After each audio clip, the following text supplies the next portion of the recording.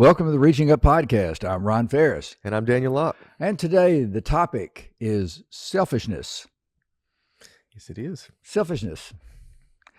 Something that every man loves to talk about. Absolutely. Selfishness. You know? Absolutely.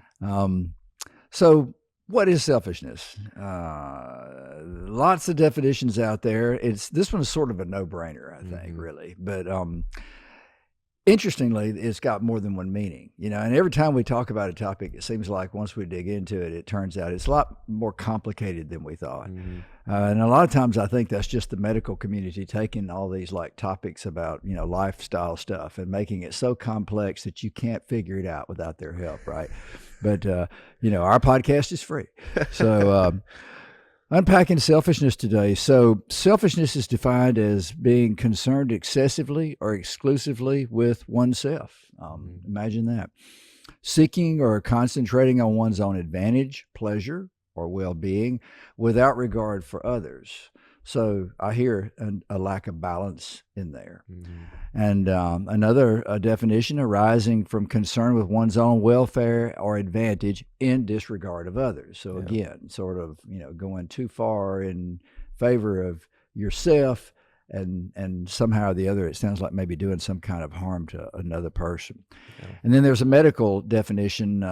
Folks in the medical community or the scientific community use selfishness as describing the act of actively replicating repetitive sequences of nucleic acid that serves no known function. And I'm going to tell you, we're not going to talk about that today. That's good. But for the sake of completion,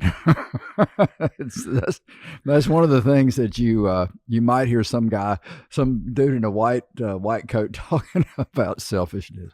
Okay. But let's talk about the version that we know something about. So selfishness is the opposite of what we call altruism or selflessness. And it's also been contrasted by our friend C.S. Lewis with self-centeredness, which we will talk about, because I think that's definitely one of the things that a lot of people in our culture and I call selfishness. Egocentrism, another word for this,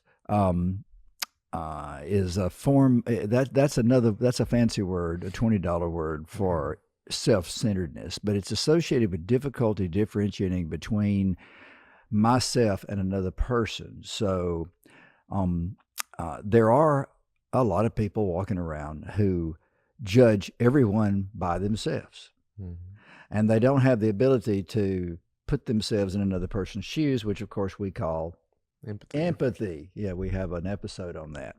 But amazingly enough, this is sort of a prevalent thing, and I guess it makes sense when you think about it. A lot of times I do meet people, and when I see the way they're conducting themselves and the way they're behaving, the first thought that might pop into my mind, and a lot of times I go by the saying, first thought wrong, knowing me. But and a lot of times my first thought is, they're just all about themselves, right? And I have been accused of that at different times in the past. That is definitely something that I've heard myself.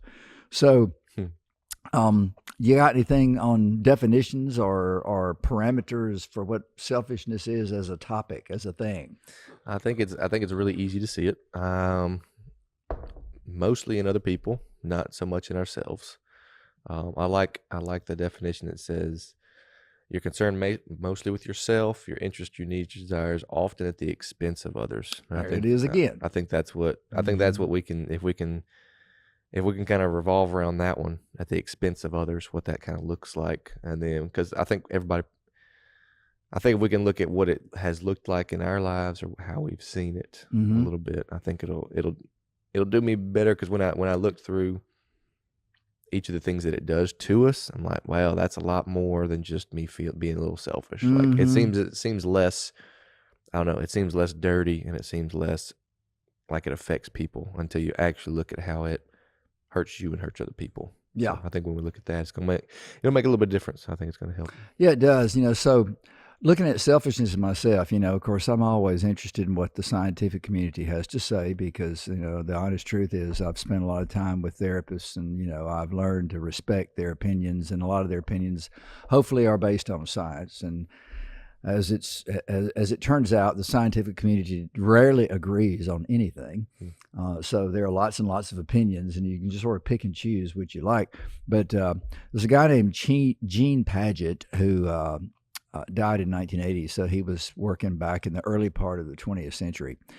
He pointed out that one of the main obstacles to logic that children possess, and he sort of applies this to basically all children, young adults, children who are at that younger age, have the tendency to focus on one aspect of a situation to the exclusion of others. And this is a type of centration, which we call egocentrism. Egocentrism is basically, like I said, the ability to be so self-centered that you think that that what you feel or what you think is the standard you should use to judge everything.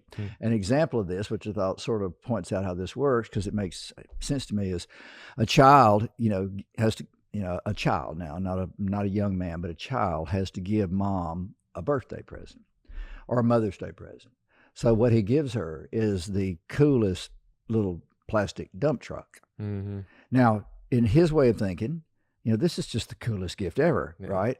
But his mom, is thinking, well, he's not able to understand that really doesn't have meaning in my life, other than maybe as a paperweight, But it's not something she's going to run out and jump in the dirt and play with. But that child thinks they've done exactly what they should have done to express their love. But what they've done is they're demonstrating this this natural incapacity at a young age to be more thoughtful about the other person, I guess, to empathize maybe with an adult. But that is a form of this egocentrism, which is looking at the world from your own perspective. Now, carry that forward. Have you ever seen that in the adult world? Yes, and usually I don't know. Usually I don't know what the word. It's ugly. It's just like when I'm around people like that, it shows up very quickly. Yeah. And it's just ugly. It's just not fun to be around. You don't enjoy it. Yeah. I don't know. It's not good when you see it. But I think it's interesting that you brought up that with kids. You don't have to teach kids how to be selfish, though. So no, that's the point. Is that it may just we were sort of headed down the line of talking about selfishness as being something we see in other people's behavior. Yeah. But the suggestion here is that maybe it's something that's intrinsic in the human experience early on, and then it's something obviously that we need to learn how to manage and to control it to some degree, to grow out of it, if you will. And so, this is to say that anybody listening to this podcast is thinking, well, I'm not selfish. The person who is the most selfish person in the room is that guy sitting over there saying, I'm not selfish. Like the old saying, if you say you're not an alcoholic, then you probably are. But whenever you've got something like that working against you as a sort of a hardwiring issue in childhood, a lot of times trauma in childhood or things like that do impede our ability to mature emotionally. And we find ourselves in adulthood dealing with things that we should have outgrown and we didn't. I'm sorry to say that I really do get this. I had a therapist one time, and I was probably I was older than 50, tell me that because of some just the way that my life unfolded from childhood forward, nobody's fault, just the way that things worked out, that I had the emotional sobriety of a 12-year-old. That came as a shock. At that point, I had lived a good bit of my adult life and my career. I had children and a wife and everything else. And, that was a hard pill to swallow. But as I worked through the process of trusting this particular gentleman over a 60-month period that I committed to see him, he was right. He was right. And I had to learn, one of the hard facts about myself is that I was intensely selfish, self-centered, all that. And So as I sit here today, I don't think I am, and I think I'm being objective when I say that. I've had, I've supposedly the people who know me the best think that that's true. And so the question would be, what happened? Well, I think the first step in dealing with what I would call chronic or pathological. Pathological is the word we use for any condition that we have that we allow to endure that will do us harm. So, when you have pathological or chronic selfishness, the first thing to do is just to become aware that you may be selfish and you don't realize it. That's where I was. And selfishness expresses itself in a lot of different ways. As it turns out, you see a lot of selfishness in adolescence. So we're talking about the progression from childhood where you're, egocentric and self-centered, basically almost by innate nature. You proceed into adolescence, which is that crazy, wild area between childhood and adulthood that can go any which way. And you have adolescents are often being faced with new social environments. For example, starting in moving from one school like elementary school to middle school to secondary school. Those are huge cultural adjustments, and they require the adolescent to protect and focus on their self because they become very self-conscious as a part of this process. I'm sure you remember that. I certainly do. And an adolescent's identity may involve perceiving high levels of uniqueness. There's something in us as we begin to move out of childhood to where we realize that we need to distinguish ourselves in some area. A lot of young men use sports. They use, the relationships, with the ladies. They use, their ability to, dominate a group or a crowd or the in crowd or whatever, or they use their looks or whatever. But somehow their clothing, the music they listen to, the events they go to, the social structure that they engage in, all these things are used to distinguish themselves and to take on that uniqueness that is just, there's just sort of an innate need for us to feel like we're unique. I had a friend one time who who said that, those of us who need some help to figure out how to be better people, a lot of times find ourselves being terminally unique. And that's engaging in that selfish behavior that is so toxic that it destroys relationships, it destroys and hurts other people, like we were talking about. And ultimately then that hurts us. Yeah. So selfishness is not something we need to ignore. No. I like how, I don't know, I think what's coming to mind as we're talking about these things is like, there's absolutely like an end of the spectrum that's very hurtful and very isolating. I think once if I don't know if it's gotten to the point where it's kind of out of control, I guess, then I think whoever is in that space might wake up and they're completely isolated from people. And so I think it's interesting as I was looking through just kind of some effects of selfishness, and I think I'll kind of list them off and then I might give an example or two, but like I think for me it kind of goes back to, and it kind of breaks one of the greatest commandment that Jesus talked about for me, because he says it in Mark 12, right? He's approached by the scribes and the Pharisees, and they ask him, they say, well, what's the most important commandment? And he says, well, love the Lord your God with all your heart, soul, and mind, and then love your neighbor as yourself.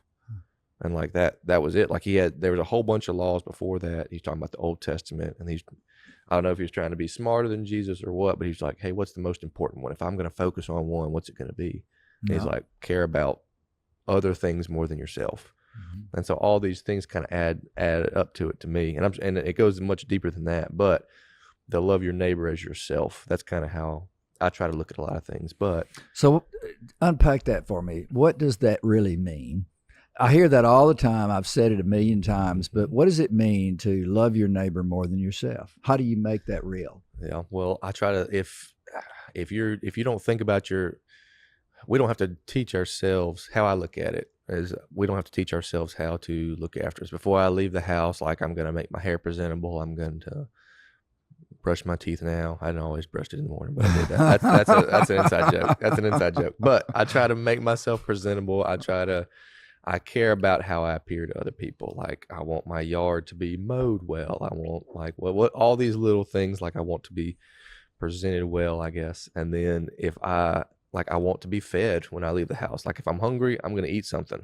Mm-hmm. If I'm thirsty, I'm going to drink something. Like, if I'm on the way to work and maybe I'm had a workout and I want to replace some electrolytes, like, I'll grab a sports drink that's going to replenish that for me, right? So what I've tried to do, what I'm learning to do, because it's not natural, is thinking about, so the guy I work with, he also works out a lot. And so, like, trying to do little things that I would want this. He may want this too. Mm-hmm.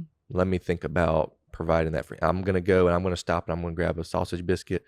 Hey, I bet my coworkers would like sausage biscuits too. Let me just grab them a couple. Like, little things that I'm thinking less of myself, right? But I'm thinking about myself less. Right. So I'm thinking, if I like it, they'll probably like it too. Yeah. If I'm concerned about it for myself or my comfort, who else can I think about making comfortable? Like, who else can I try to, this is going to make me comfortable, it's going to make me happy. Like, how can I also do that for somebody else around me? And so I love it. It says, like, and this neighbor just means, like, everyone's your neighbor. It doesn't have to be your physical neighbor. It can be. You can pick up their trash if the trash can falls over or the raccoons get into it. And you're like, well, they should have put it in a bag. They should have closed the top. Or you can just kind of pick it up for them. Yeah. And that's a great example, I think. Yeah. A lot of times maybe being selfless is having the right to complain or fuss and just not indulging in it. Yeah. Yeah. In other words, giving the other person the benefit of the doubt. Now, my favorite example of this, of course, is traffic. Right. So yes, it is your favorite. It is indeed. Well, it's just that is the fault of the people who struggle with me on the road on my way to this studio. But and everywhere else I go, they're just everywhere, these people. But I saw you fly past me this morning, and I was thinking, yep, he's it. Yeah, right. So I've made a decision in traffic. When you pull into traffic, you have one of two choices in this area. One is to, go to war, right? I'm going to win. I'm going to win. It's like, it's just, it's vicious out there. And what's the other choice? But the other choice is to let the other guy win. I mean, as soon as I get on the road, there's somebody who's coming for me. I'm in their way, or I'm not going fast enough, or they just want to get in front of me and cut in front of me just to cut me off. I don't know who these people are, but they're everywhere. So that's an example, though. When I decide, I've got a V8 and I've got, a 6-speed and I've got, plenty of gas and, I can win at this game too. And instead of doing that, I say, look, dude, if you're in a hurry, come around here and get in front of me. If you're wanting me to let you into this lane, even though you've cut past, on the curb, and you're trying to jump ahead of everybody in line, be my guest. This is the kind of thing that it's an extreme example, but that is sort of what I think about in terms of letting my right to be angry, or my right to be aggressive, or my right to be right. I just sort of let that recede in the moment because it's better for the other person. That is being selfless. That is not putting my personal interests ahead of another person's. Now, the cool thing about this is that as I have started doing that, and this is true in traffic, and it's true, everywhere that I manage to do this, I benefit probably more than the other person. Because number one, it makes me feel good about myself. When I engage in the battle and I assert my rights and, I put my self-interest in front of other people, I think God has put a spirit in me that is going to cause me to feel guilt and shame over that. And that's a good thing. And I don't like guilt. I don't like shame, you Yeah. know, and I try to avoid it. And one of the ways to do that is to do exactly what Jesus said: love other people as much as I love myself. In other words, you know, I'm not their doormat, but I'm going to think about what's best for them at the Mhm. same time that I'm thinking about my options. Yeah. And you know, we call that one name for that is selflessness. Another one is just self-integrity. Mhm. And self-integrity can take the form of being independent, intelligent, a helpful member of society, a helpful part of a family, a helpful part of our leader in a group. You know, Mhm. there are so many ways that we can express our willingness to not be selfish. Yeah. And our example quite frequently will influence other people. If you see someone being incredibly selfless, then 9 times out of 10, most people are going to respond to that positively, and they're Mhm. going to think, you know, that's a great example. You know, I should do that. Yeah.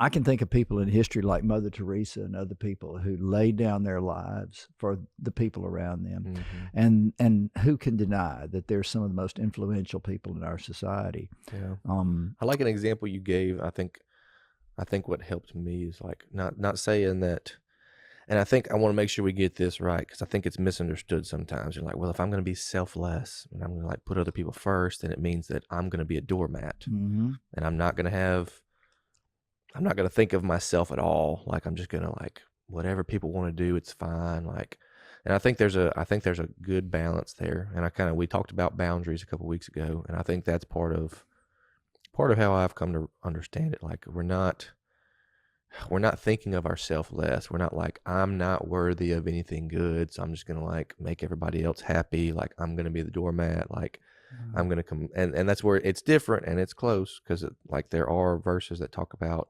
like dying to yourself and dying to your desires, and sometimes that's needed. And exactly like you said, like not it would be perfectly reasonable for this to happen, for you to think about yourself, but I'm going to choose not to.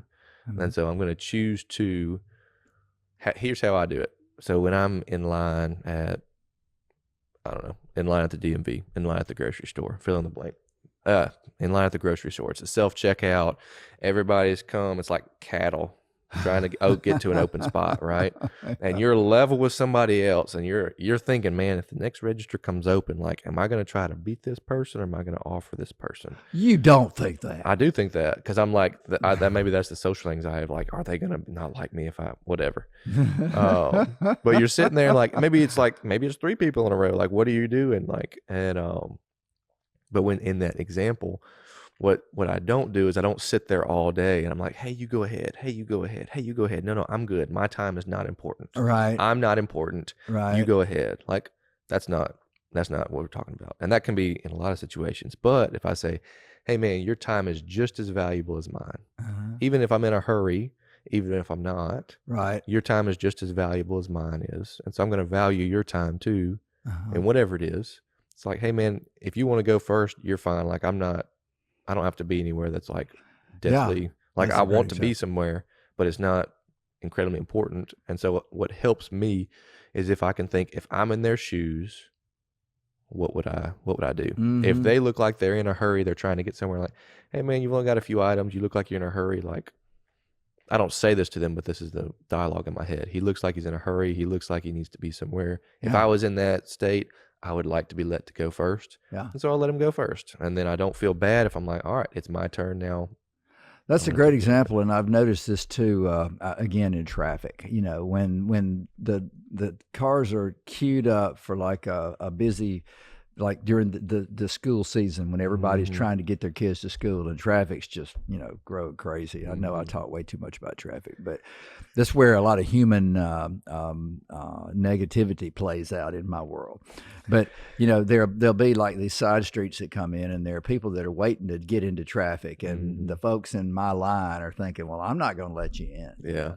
Well, I've noticed that if I am that guy that lets one in, then a lot of times the guy behind me will let one in. Mm-hmm. And it's the same thing at the store, you know, when you are that guy that says, you know, you go ahead, you know, I know you know, you seem to be in a hurry or whatever you do. Mm-hmm.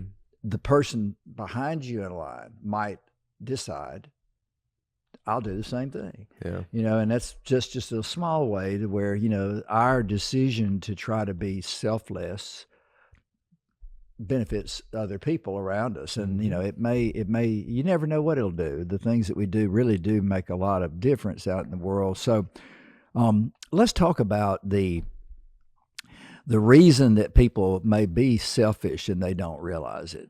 Because I don't think that most people that are selfish wake up in the morning thinking, well, I'm going to be selfish today. How can I be selfish?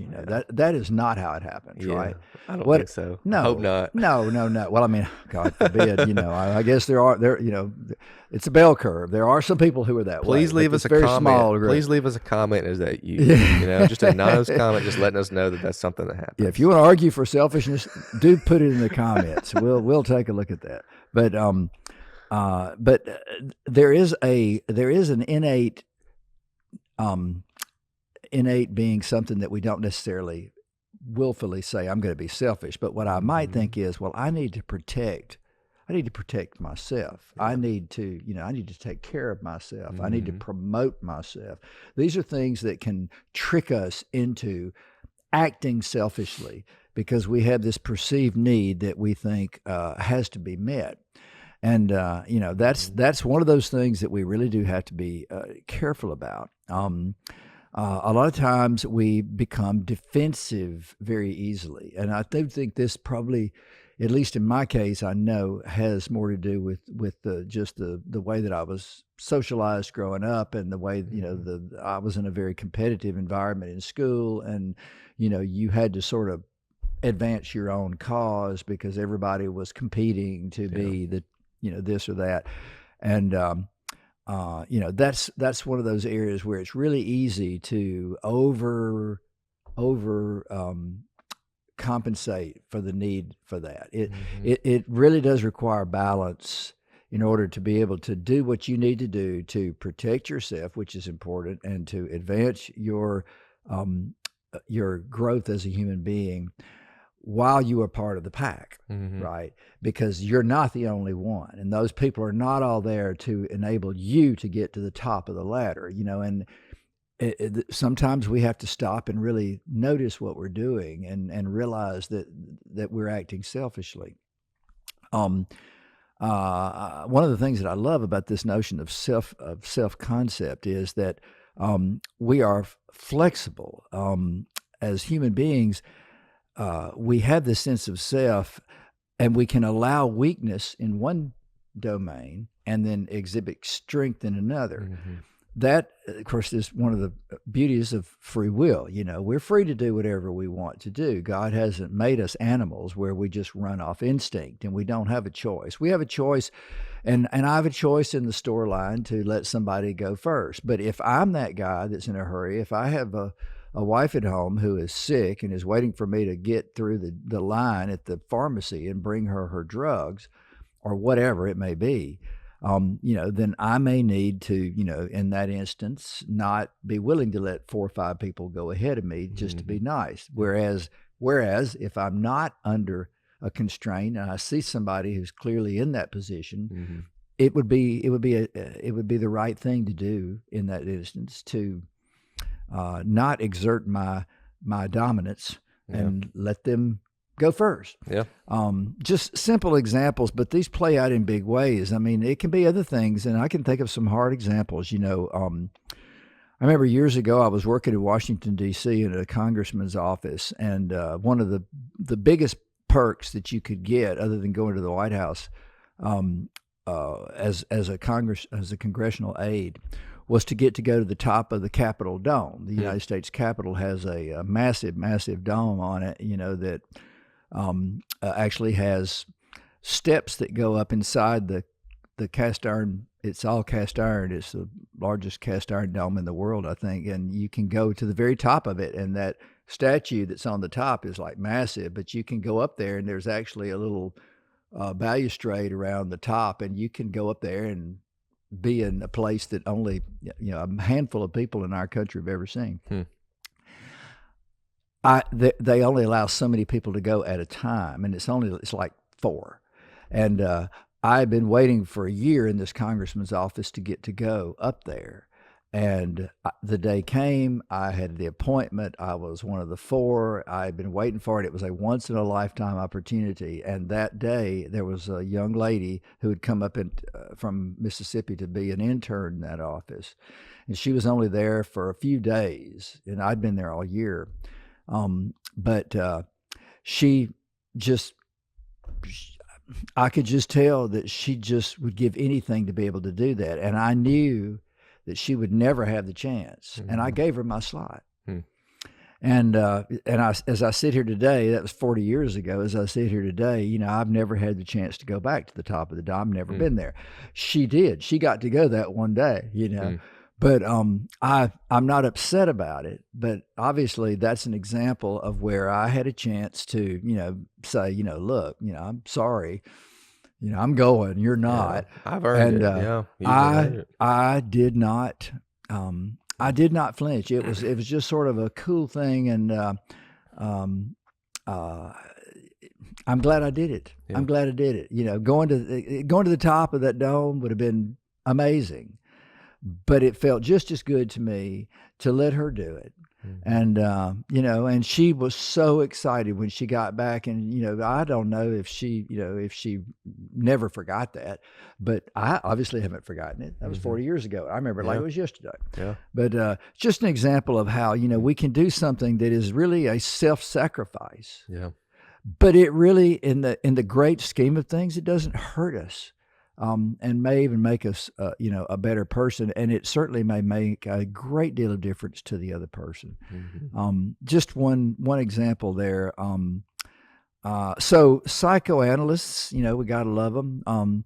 They do say that it is a very important part of normal development to develop a strong sense of self.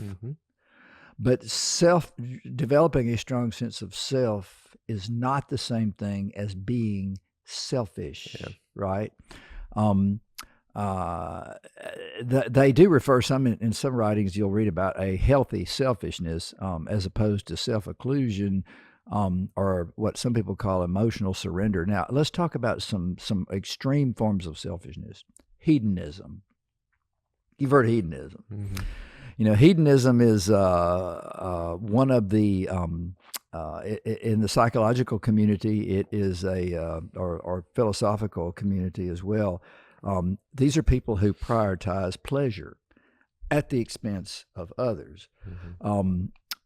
There's a lot of hedonism out there. There are a lot of people, oddly enough, in different cultures who definitely focus on hedonism.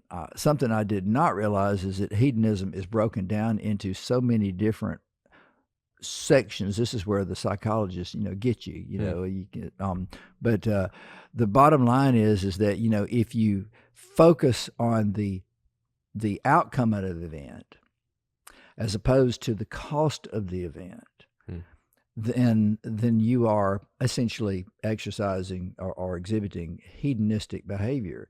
And all of us can do this. It can happen before you know it. So it's something to think about. Now, it has all manner of expressions in their community, but I'm not going to get into those. Another type of selfishness, or what ends up maybe becoming selfishness, is the focus on individualism. Now this is United States of America. There are a lot of countries in this world, and a lot of them are listening to our podcast, as the numbers tell us. But in the United States, there is, and always has been traditionally, a high focus on the value of individualism. And individualism is, it's not just in the United States, it's all over, but it's putting, my goals, my desires at sort of the top of my list. I value independence, self-reliance, and that attitude of rugged individualism can lead to selfishness, where I believe that my interests are more important than yours, because I am an individual. I am to express myself. I am to have the right to fully express myself and to be everything that I can be. And if I have to step on you to do that, then that's okay, because we live in an individualistic society, a society that values individualism. There's a lot of risk in that, right? And one of the things that I will say is that one downside to individualism is that a lot of people who are rugged individualists are self-reliant. They cannot admit that they need help. They cannot admit that they cannot do something by themselves, that they need help.